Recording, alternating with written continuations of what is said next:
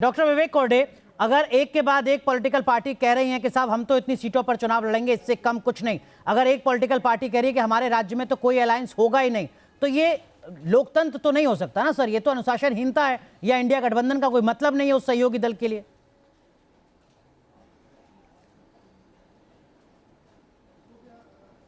देखिए, इस प्रश्न का उत्तर देने के पहले जो बीजेपी के प्रवक्ता ने जो कहा कि हमारे पास कोई विचार नहीं है, हमारे पास कोई नीति नहीं है, हम सकारात्मक नहीं है, एक निगेटिव एजेंडा लेके हम ये चुनाव में आ रहे हैं, इसका मैं उत्तर थोड़े में देना चाहता हूँ।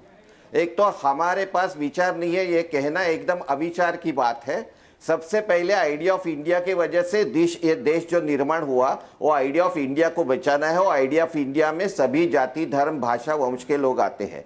दूसरी बात, ये आइडिया ऑफ इंडिया के आधार पर जो देश का संविधान डॉक्टर बाबा साहेब अम्बेडकर ने बनाया, उस संविधान को खतरा निर्माण हुआ है, ये बीजेपी के वजह से उस संविधान को बचाना है। और तीसरी बात, जितनी भी संवैधानिक और शासकीय संस्था है, उन संस्थाओं को हमें बचाना है। आज तो किसी यूनिवर्सिटी के कुलगुरु भी आरएसएस के बनाए जा रहे हैं। त्रिपाठी, इन आरोपों का आप जवाब दीजिएगा, लेकिन उससे पहले डॉक्टर विवेक कोरडे कि हमने ऐसा किया, हमने वैसा किया। डॉक्टर विवेक कोरडे, जो सवाल आपने किया उसका जवाब बीजेपी के प्रवक्ता देंगे, लेकिन जो सवाल मैंने आपसे किया उसका जवाब आप प्लीज दे दीजिए। अगर ममता बनर्जी कह रही हैं कि पश्चिम बंगाल में कोई अलायंस नहीं होगा, ये लोकतंत्र है या अनुशासनहीनता, समन्वय की कमी?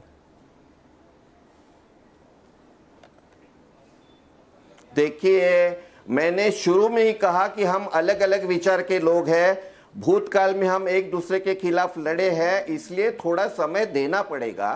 और बीजेपी के प्रवक्ता ये मानते हैं कि अगर हमारा अलायंस होगा तो हारने वाले हैं। मुझे ये लगता है कि ये अलायंस ना हो, इसके लिए पूरी कोशिश बीजेपी की तरफ से चल रही है, क्योंकि बीजेपी तो का क्या ममता बनर्जी बीजेपी की भाषा बोल रही हैं? अगर लोगों ने नीतीश कुमार अगर ललन सिंह से इस्तीफा ले रहे हैं, तो क्या वो बीजेपी की भाषा बोल रहे हैं? इस समय ये एजेंडा, अगर अखिलेश यादव कह रहे हैं उत्तर प्रदेश में 65 सीटों पर हम चुनाव लड़ेंगे, तो क्या वो बीजेपी की भाषा बोल रहे हैं? डॉक्टर विवेक, देखिए, राकेश त्रिपाठी जाकर ब्रीफ कर रहे हैं क्या? देखिए, हर कोई बार्गेन करेगा और ये हर बार्गेनिंग होगी। देखिए, आखिर ये हम अलग अलग पार्टी, अलग अलग विचार के राकेश त्रिपाठी की तो सौदेबाजी है, इसमें दिक्कत क्या है? क्यों सवाल खड़ा कर रहे हैं? हर कोई बार्गेन करेगा, आखिर में लेन देन होगी और इंडिया अलायंस बनेगा और जीतेगा। ठीक है अनुराग जी, मुझे ये समझ में नहीं आता है, विवेक जी, मुझे तो समझ में नहीं आता है कि आप जो इंडिया अलायंस की बैठक करते हैं ना, इस बैठक में क्या चर्चा करते हैं, इस बैठक में क्या तय करते हैं? बैठक में कुछ भी तय करते हैं, बाहर निकल के आने के बाद भिन्न भिन्न अपने विचार रखने लगते हैं। जब आपके नेताओं के बयान एक साथ एकजुट होकर के नहीं आ पा रहे हैं, तो ग्राउंड लेवल पर कार्यकर्ता कैसे एकजुट हो सकते हैं? वो कार्यकर्ता जो एक दूसरे के खिलाफ रोज अपने गुत्थम गुत्था हो रहे हैं, जो आपस में सिर्फ फुटबॉल कर रहे हैं, वो कार्यकर्ता कैसे एकजुट होंगे? चुनाव के लिए समय बहुत कम बचा है, नेता अपनी बयानबाजी रोक नहीं पा रहे हैं, अनुशासनहीनता रोक नहीं पा रहे हैं, आप किसी मुद्दों पर एक राय हो नहीं पा रहे हैं। आखिरकार मैंने उदाहरण देकर बताया कि टीवी डिबेट में जाने का निर्णय आप लोगों ने मिलजुल करके किया था, निर्णय आपका खारिज हो गया। आपने मिलजुल करके निर्णय किया था कि भोपाल में आप एक पहली बैठक करेंगे, पहली सभा करेंगे, वो आपका निर्णय खारिज हो गया। तो ये समोसा खाने के लिए इकट्ठा होते हैं क्या? समोसा भी नहीं मिल पा रहा है, जैसा जेडीयू के सांसद का बयान आया था। समोसा खाएंगे, किस पर चर्चा करेंगे? ठीक है, जेडीयू के सांसद का बयान आया था जिसमें उन्होंने कहा कि समोसा भी नहीं मिल पाया। याद दिला रहा हूं, समोसा ही एजेंडा है। लेकिन अनुप्रिया सिंह, ये जो समन्वय की कमी है, आपको लगता है ये इस वक्त इंडिया गठबंधन के सामने बड़ी चुनौती है? और देखिए, जो ट्रस्ट डेफिसिट या समन्वय की कमी है, ये सिर्फ इंडिया गठबंधन नहीं, आप जेडीयू की प्रवक्ता हैं, बैठकों का दौर चल रहा है, जेडीयू के अंदर भी ये सवाल खड़ा हो रहा है। आरसीपी सिंह के साथ जो होता है वही ललन सिंह के साथ हो रहा है। जो असुरक्षा का भाव है या फिर जो टूट और फूट की संभावना है, उससे कहीं ज्यादा घबराहट है इस वक्त जेडीयू के भीतर।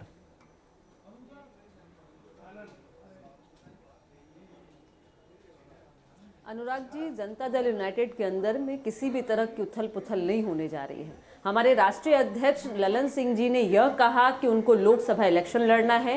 इंडिया अलायंस के कई कमेटियों के जो मेंबर के रूप में वो हैं, कई जिम्मेदारी उनके ऊपर में है। उन्होंने अनुरोध किया है माननीय मुख्यमंत्री जी से, और हमारे सर्वमान्य नेता माननीय मुख्यमंत्री जी ने कई बार, आज से नहीं, उनके नेतृत्व में ही हमारा संगठन चल रहा है। और इसका देन यह है कि बिहार में 2005 से बिहार की जनता ने बार बार प्रेम दिया है। और ये बीजेपी के प्रवक्ता जो बोल रहे हैं ना कि उनको बिहार में सत्ता में अगर रहे हैं तो माननीय मुख्यमंत्री जी की देन है, और आज इनकी कूटनीतियों के तहत ही सत्ता से बाहर में है। नहीं, ऐसा नहीं है। इनका ना ही गठबंधन के साथ में इनका चाल चलन सही है, ना ही देश की जनता के साथ में इनका चाल चलन सही है। राकेश त्रिपाठी, बहुत संक्षेप में राहुल सर के पास जाऊंगा। और आप इंडिया अलायंस के बैठकों के बारे में अगर मुझसे पूछ रहे हैं ना, तो चाय बिस्किट आपके यहाँ होता होगा, क्योंकि लूटा आपने देश की जनता को है। ठीक है, हमने राकेश लूटा त्रिपाठी, है। राकेश त्रिपाठी 20 सेकंड। देश के बचाव के लिए और संविधान बचाने के लिए मैं आपको याद दिलाऊं, कितनी बार आपने संविधान को ताक-ताक किया है। सुने तब तो सवाल पूछे। राकेश त्रिपाठी, 20 सेकंड, सवाल ही नहीं 20 सुनना सेकंड, चाहती 20 हैं। सेकंड। अब सुनिए। देखिए अनुप्रिया जी, पिछले 3 दिनों से लगातार मीडिया में ये खबरें चल रही थी कि ललन सिंह इस्तीफा देने जा रहे हैं, ललन सिंह को पार्टी के अध्यक्ष पद से हटाया जा सकता है, और ललन सिंह इसका जवाब दे रहे थे कि ये बीजेपी खबर चलवा रही है, ये बीजेपी तय करा रही है। तो आज ललन सिंह का इस्तीफा कैसे हो गया? या बीजेपी ने तय करा दिया क्या? राहुल सर, समय थोड़ा कम है। जेडीयू का जो घटनाक्रम है वो इंडिया गठबंधन के लिए बड़ा झटका हो सकता है। राहुल सर, नहीं, मुझे नहीं लगता ये उनका आंतरिक मामला है, और मैं उसको केवल इसी रूप में देखता हूँ कि अभी यह नीतीश तय कुमार नहीं ने हुआ ऐसे है कि हमारे मौके पर जब राष्ट्रीय एक अध्यक्ष राष्ट्र कौन भूमिका है। लेनी है अभी हमारे राष्ट्रीय परिषद तब की उन्होंने बैठक अपने चल रही है, उसमें तय आंतरिक होना है कि सुदृढ़ता वो अभी तय कर ली है, उनको सुनिश्चित हटाया कर ली है। जाएगा, ठीक है, संभालेंगे। ठीक है। अगले 24 से 48 घंटे और देखने होंगे सर किस तरीके का सियासी घटनाक्रम बिहार से आता है।